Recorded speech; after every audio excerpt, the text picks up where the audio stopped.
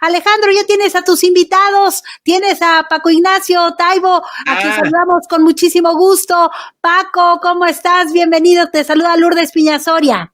Lourdes, de lo más bien. Terminando Paco a toda velocidad para poder estar con ustedes. Muchas gracias, Paco. Te mando un abrazo a la distancia y felicitándote por todo el esfuerzo que estás haciendo con esta promoción a la lectura, a bajos precios los libros y fíjate que me acordaba, le decía a Alejandro hace un rato, de Vasconcelos. No habíamos vivido una situación similar, plausible, lo que estás realizando desde el Fondo de Cultura Económico. Bienvenido, y hacía días, yo creo que como 2 o 3 años, no, 2 años que no nos veíamos en estos micrófonos. Me acuerdo cuando presentó Paco Ignacio aquí Patria con Adriana Arroyo, que estuvimos en la cabina de la 620, la estación que llegó para quedarse. Gracias, Paco, te dejo con Alejandro Rivera. Hasta luego. Hasta luego.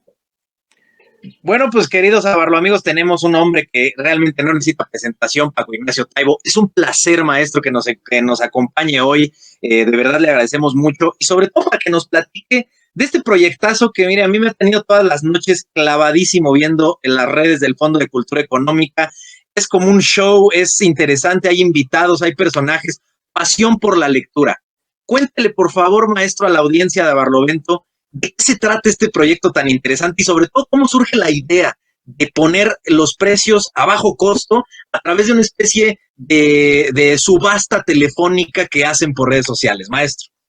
Teníamos preparado un gran tendido de libros para el Zócalo de la Ciudad de México y varios zócalos de provincia. Y el COVID lo mató. Claro.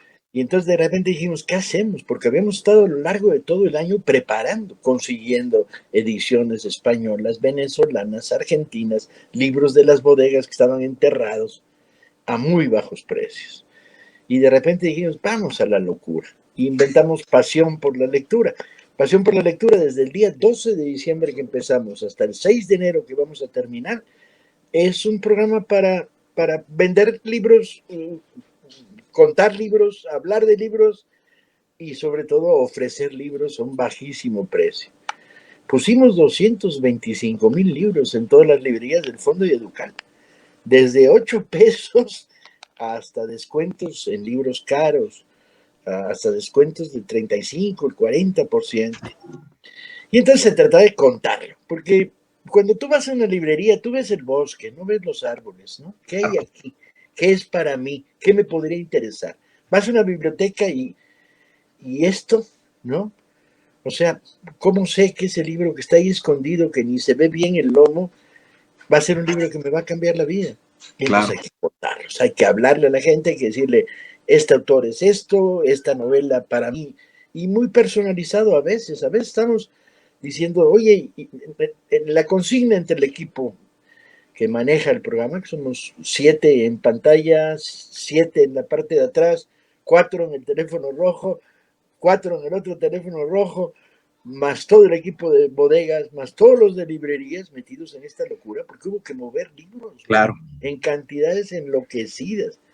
Hubo que repartir las ofertas para que llegaran a todos lados, hubo que tomar nota que había escondido en una librería.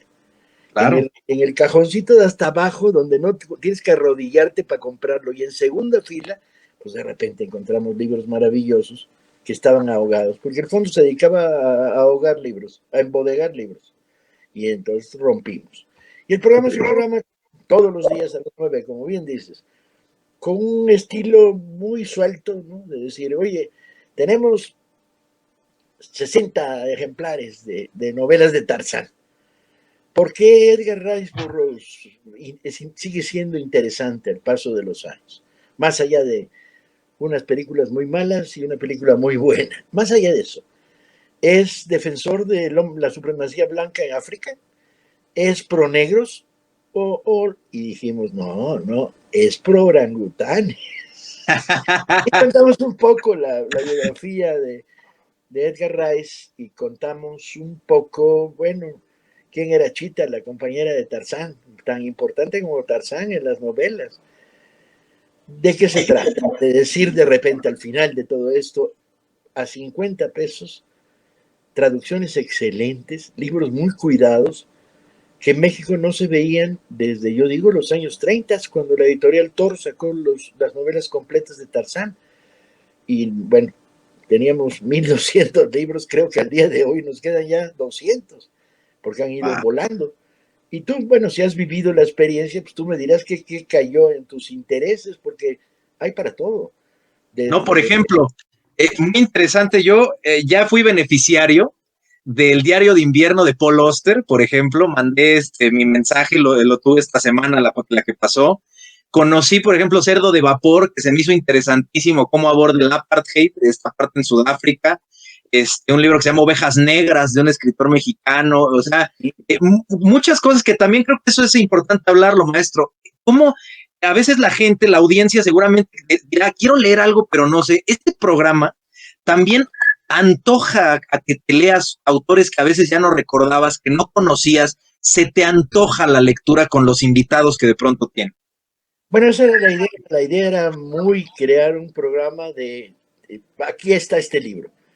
Y no todos son para todos. Tú puedes decir que por más que nosotros insistamos en que la poesía del libro Siglo de Oro Español es chingoncísima, pues a lo mejor no te va a llegar, ni modo. Claro. Pero sí te va a llegar Bukowski, pues órale. Si te gusta el realismo sucio, adelante. Y si quieres el libro que escribió Lukács, el filósofo húngaro, sobre Marx, que es un libro muy cuidado de reflexión crítica, pues adelante. Si quieres, sin embargo, una novela chismosa hasta el aburrimiento, pues órale. Si quieres entender por qué el momento de los grandes poetas románticos victorianos en Inglaterra es tan importante. Y ahí tienes a Shelley, tienes a Lord Byron. Y claro, bueno, Lord Byron, qué rollo, que anda recorriendo al final de su vida la guerra por la independencia de Grecia, o los que se juntaban para hablar de literatura, como Mary Shelley, donde se genera un momento literario muy curioso de inmersión en los temas pseudo prohibidos, como Frankenstein, o Drácula, etcétera, etcétera. Claro. Pues esto te va dando un poco de sabor de contacto. Yo mismo he descubierto libros. Estoy esperando un teléfono rojo que tengo que tener el dedito así para marcar el primero, porque hay 3 ejemplares y no lo voy a decir porque si no me lo vas a ganar. Díselo. No, calladito. Esperando para ganarlo, porque somos demócratas además y jugamos. Claro. No, y es lo que noto en las transmisiones. O sea, por ejemplo, también usted que es el director del Fondo de Cultura dice, a ver, pues yo sé que hay 3, pues ojalá, y como dice, participa en la misma dinámica. Es bien interesante, y también eso me gustaría rescatar porque hacen mucha difusión a Vientos del Pueblo, que es esta colección de libros pequeños. Yo aquí a la mano he de tener algunos, sobre todo el de Óscar de la Borbolla, de La Madre del Metro, que es uno de sus cuentos que hace poco publicaron con él.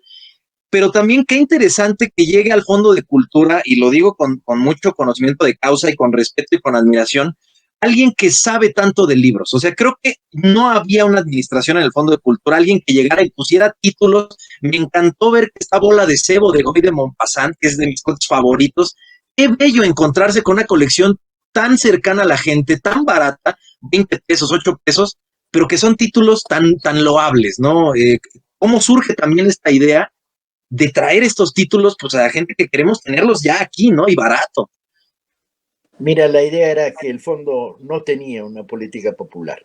Claro. La colección popular desde la época de Orfila había sido abandonada y no tenía una colección súper popular como Vientos del Pueblo, de 20 a 8 pesos. Y eso nos permita llegar a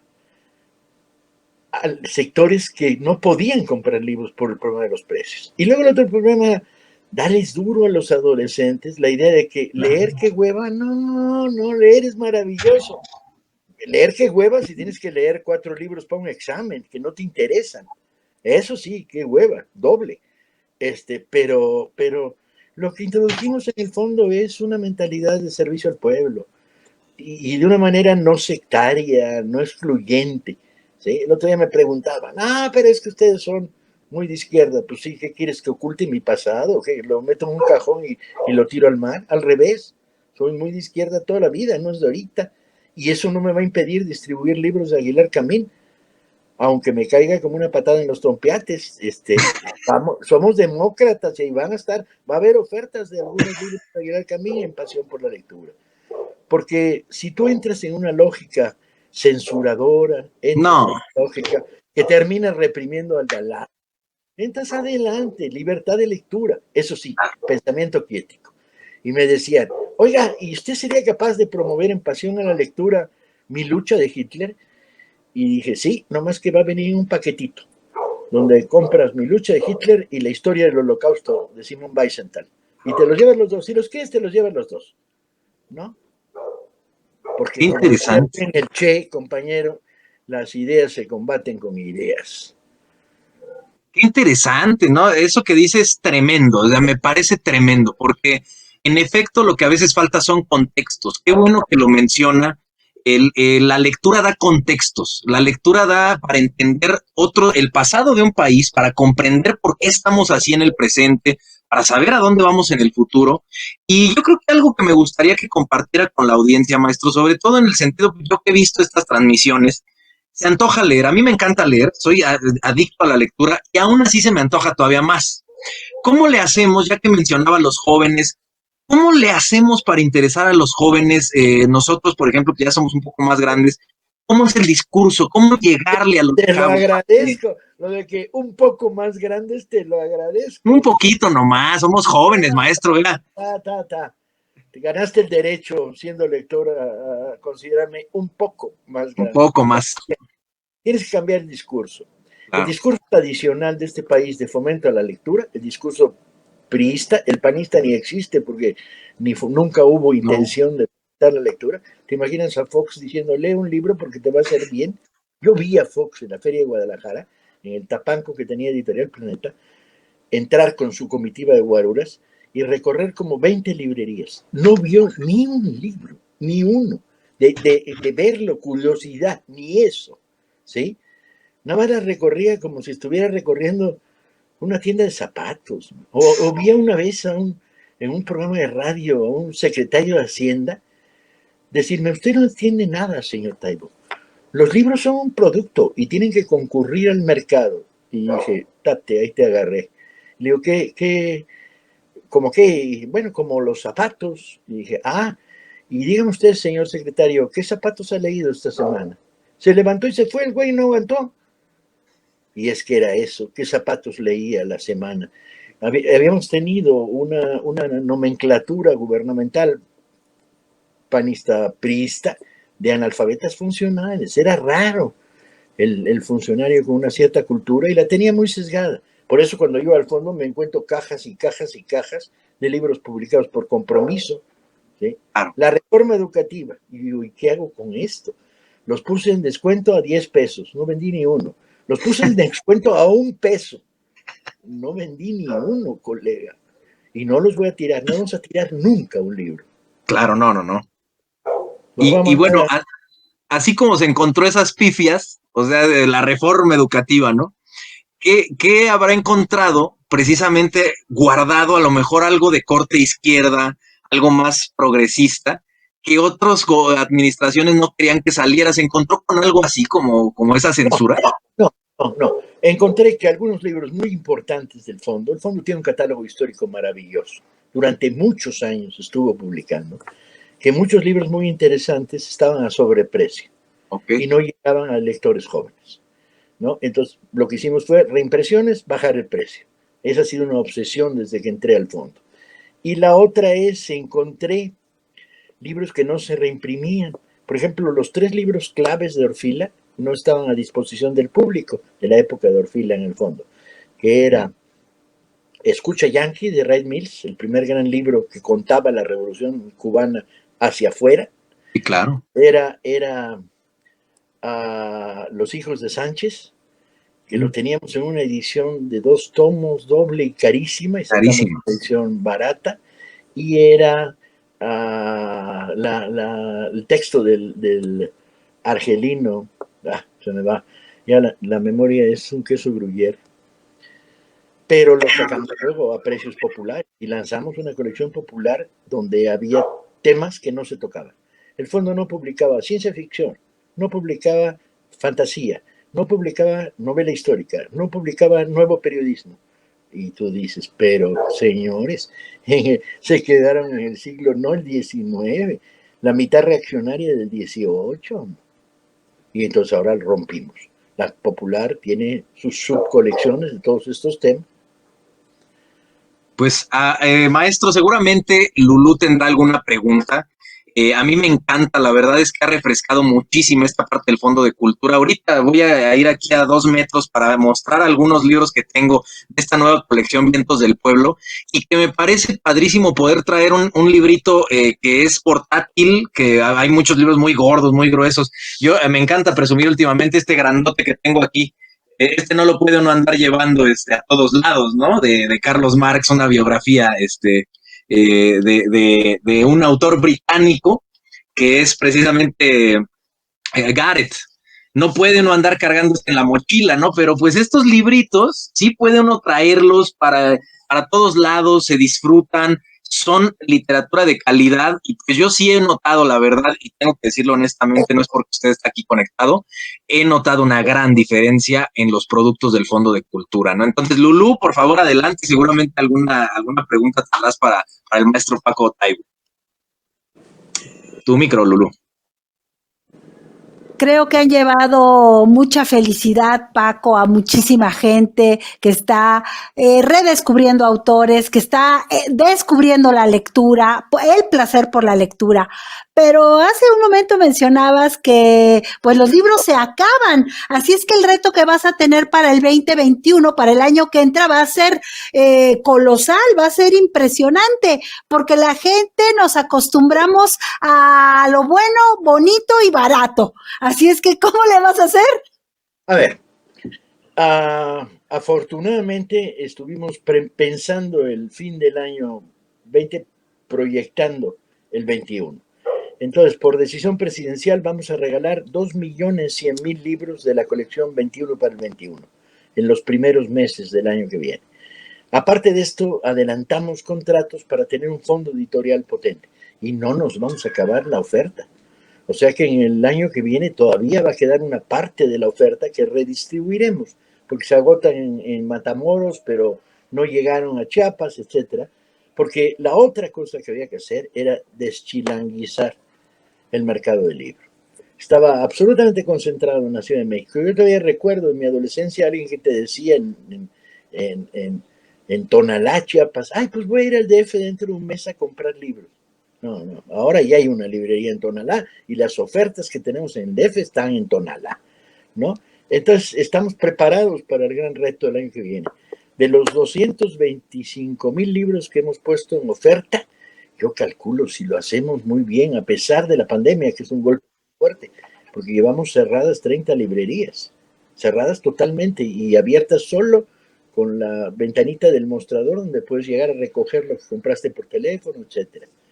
Que nos vamos, si tenemos así mucha suerte, pues a ver si estamos en los 40 o 50.000 libros vendidos, que es una cifra astronómica para un país como este.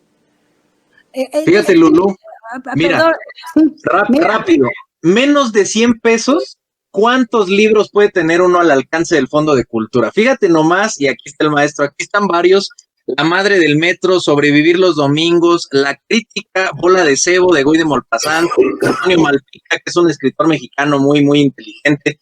Lulú, ¿cuánto puede uno tener? Menos de 100 pesos hay en este montón de libros. Es un logro increíble de esta administración del Fondo de Cultura. Y con esto, Paco, se reafirma, se confirma que la gente no es que no quisiera leer, sino que los libros en estas librerías grandísimas en las que se volvió esta de los tecolotes, pues son carísimos, ¿no? Totalmente. Y cuando tú le acercas a la ciudadanía, a la gente, libros a bajo costo, pues la gente quiere leer, ¿no, Paco? ¿No sientes que se comprueba esta hipótesis? Sin duda.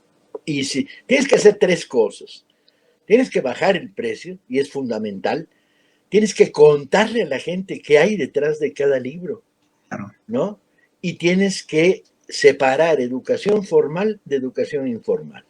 La educación formal te volverá médico, ingeniero, técnico en IBM, etc. Pero la informal te va a dar una columna vertebral, te va a dar sensibilidad, placer entre la vida, reflexión ética, información extra. Y entonces tienes que separarla, tienes que llegar a las normales, a decirles, compañeros, para cursar su carrera, ustedes necesitan lectura de aprendizaje, lectura de comprensión, y es fundamental, pero también tienen que leer por placer. Y eso es lo que hemos estado llevando. Y Paco, a mí me parece muy interesante otra arista que tienen ustedes desde el fondo, que es acercar los libros infantiles a la niñez y los juveniles a la juventud, esta gran cruzada que también abanderaron a través de una feria. Y por otra parte, bueno, pues a todos los lectores que tienen alguna deficiencia visual, ¿no? Sí, el problema de producir libros para lectores con deficiencias visuales, sobre todo si son radicales, estamos hablando ya de ceguera, es el problema de que si producimos libros en grandes cantidades en braille, no hay muchos ciegos que leen braille. Entonces, lo que estamos buscando para el año que viene es aumentar notablemente la producción de audiolibros, para que puedan escuchar libros bien grabados. Pero tienen unos costos muy altos y tenemos que irnos con calma. Pues una felicitación, Paco. La verdad es que te quiero hacer una propuesta. Yo sé que tú siempre estás trabajando y le propongo a Paco Ignacio Taibo que poner en Facebook de A Barlovento Informa todo lo que ocurre en el portal y en el Facebook de el Fondo de Cultura Económica, para que toda la gente que nos escucha, que nos ve, pues pueda acceder a la información, a estas subastas que la verdad son tan interesantes. Te proponemos eso, Paco, con mucho gusto. Desde luego, muy perfecto. Y nos vemos todos los días hasta el 6 de enero, el 24 incluido. Nosotros somos firmes como el fierro, como decían de algunos novelistas argentinos. A las 9 de la noche en el Pasión por la Lectura, que es la catapulta que ha lanzado este programa y que la sostiene día a día. Pues ahí está, hay que invitar mucho a los abarloamigos que se sumen a las redes del Fondo de Cultura, y con todo gusto, Lulú, pues hoy estaremos compartiendo Pasión por la Lectura de aquí al 6, todos los contenidos del fondo los compartiremos en Abarlovento, para que se sumen los abarloamigos, de veras se van a emocionar, así como yo lo hago, van a estar descargando los teléfonos, es súper emocionante, y además la gente del fondo cumple, o sea, cuando te contestan, ya estás registrado, ve con este número a tal lado o marca y te dan tu libro a los precios súper accesibles que maneja el fondo.